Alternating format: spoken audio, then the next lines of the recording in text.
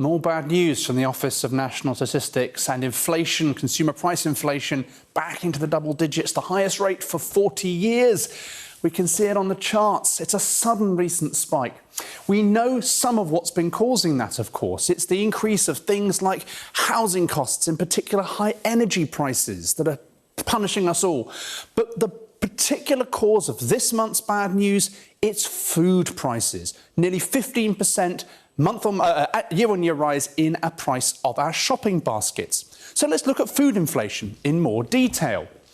We can see a slightly more wiggly line, but again, those same terrifying spikes in the last few months, the highest that it's been since the early 1980s. What's particularly tough about the food price story is where it's hitting us. It's hitting us where it hurts most in basic staples. Things like milk, baked beans, tinned soup.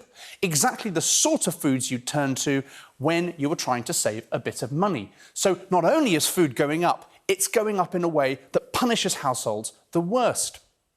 Why? Well, the short answer is it's to do with the cost of importing food into this country. Britain depends very heavily on imported food.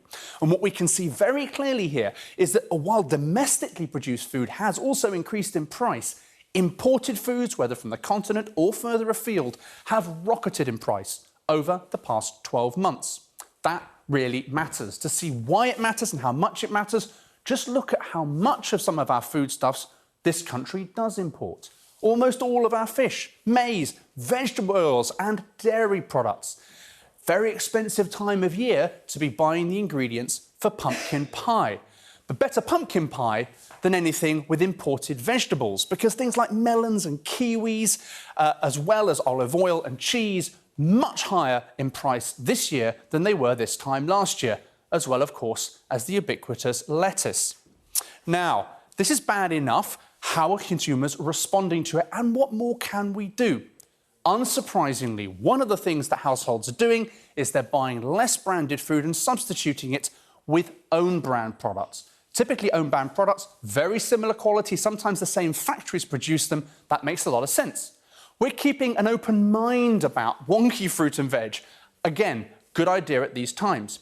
A couple of other very practical suggestions talking to the experts. One, shop to a budget and shop to a list. That helps avoid buying the things that you don't end up using at the end of the week. Number two, use supermarket shopping apps while you're walking round the aisles. Then you'll only put things in the basket that you know you need, and you'll keep track of your basket before you pay for it.